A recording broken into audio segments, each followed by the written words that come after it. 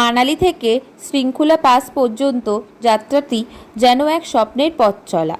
পাহাড়ি বাতাসের কোমল ছোঁয়া, চারিদিকে ছড়িয়ে থাকা অপার প্রাকৃতিক সৌন্দর্য আর প্রতিটি বাঁকে নিজেকে নতুনভাবে আবিষ্কারের অনুভূতি, সব মিলিয়ে এই পথ যেন হৃদয়ের গভীরে চিরস্থায়ী ছাপ ফেলে দেয়। মানালি থেকে রওনা দিলেই শুরু হয় মন কেড়ে নেওয়া দৃশ্যপট। চোখের সামনে খুলে যায় এক বিস্ময়কর দিগন্ত, সবুজ বনভূমি, কুয়াশা ঢাকা চূড়া, কখনো রোদ কখনো মেঘ, আর মাঝে মধ্যে স্রোতস্বিনী নদীর শব্দ যেন প্রকৃতির এক ছন্দময় গান হয়ে ওঠে। উচ্চতার সঙ্গে সঙ্গে আবহাওয়ার পরিবর্তন, বাতাসে হিমেল স্পর্শ আর চারপাশে তুষারাবৃত পর্বতশৃঙ্গ, প্রকৃতি যেন তার সমস্ত ঐশ্বর্য নিয়ে অপেক্ষা করে থাকে। এই রাস্তায় হিমালয়ের রুক্ষ অথচ মোহনীয় রূপও ধরা পড়ে।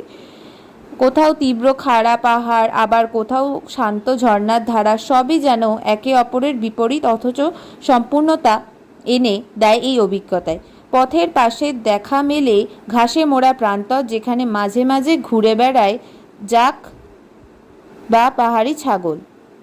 সব মিলিয়ে দৃশ্যটা যেন কোনো জীবন্ত চিত্রকলা।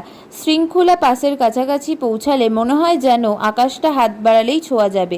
হিমবাহের মাঝে দাঁড়িয়ে থাকা সেই নির্জনতা, বিশালতার মাঝে নিজেকে এক বিন্দু মনে হলেও সেই মুহূর্তটা হৃদয়টা ভরে ওঠে এক অদ্ভুত প্রশান্তিতে।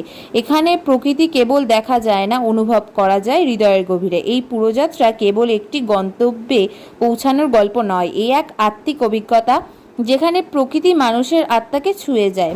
মানালি থেকে শৃঙ্খলা পাস এ এক ভালোবাসার বিষয়ের ও নীরবতা বোঝা কথোপকথনের পথ।